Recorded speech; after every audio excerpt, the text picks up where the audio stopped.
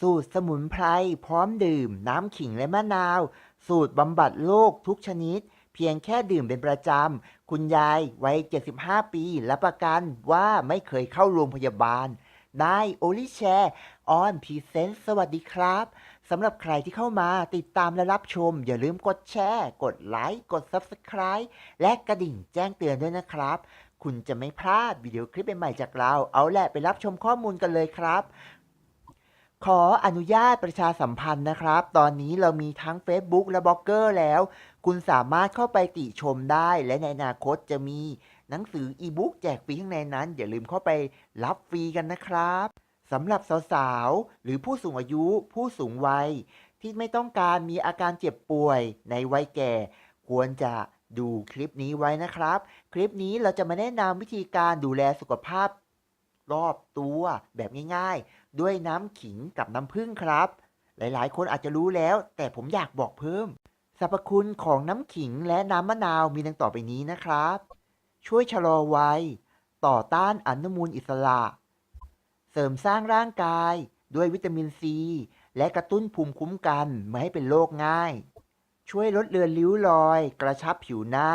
และป้องกันจุดกระและจุดด่างดำรวมไปถึงปัญหาสิวผิวหน้าอักเสบ ช่วยลดน้ำหนัก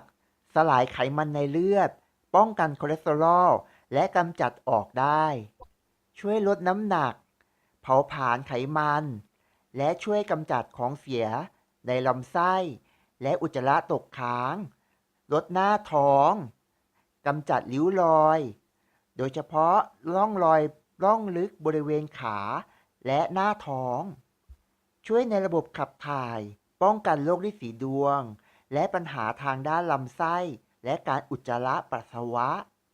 วิธีการทำและขั้นตอนการทำมีดังต่อไปนี้ครับให้คุณเตรียมขิงนะครับเป็นขิงแก่มาสไลด์ให้ได้สัก3 แผ่นนะครับตามที่คุณชอบนะครับว่าคุณชอบแผ่นเล็กแผ่นใหญ่ก็แล้วแต่คุณเลยหลังจากนั้นให้ใส่แก้วชา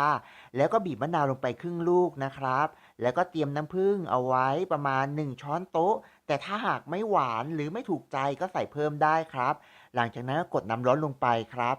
ข้อดีนะครับคุณควรจะดื่มทันทีหลังจากทำเสร็จแต่ถ้าหากคุณดื่มไม่ไหวเพราะมันร้อนจัดเกินไป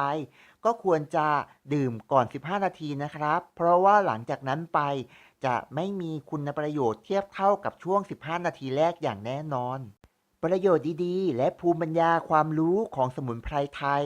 ของคนโบราณนั้นอย่ามองข้ามนะครับเพราะว่ามีประโยชน์มากในการดูแลสุขภาพจริงๆผมเนี่ยยอมรับเลยและถ้าหากท่านใดสนอกสนใจข้อมูลเพิ่มเติมก็อย่าลืมคอมเมนต์ด้านล่างนะครับอยากให้ผมทำคลิปแบบไหนเชิญบอกมาได้เลยและถ้าอยากจะติชมคลิปวิดีโอของเราก็น้อมรับด้วยความยินดีนะครับเพราะทุกการติชมจะเป็นการปรับปรุงเปลี่ยนแปลงแก้ไขคลิปในครั้งหน้าให้ดีมากยิ่งขึ้นกว่าเดิมครับสำหรับวิดีโอคลิปนี้ขอบคุณมากนะครับกราบขอบพระคุณครับสวัสดีครับ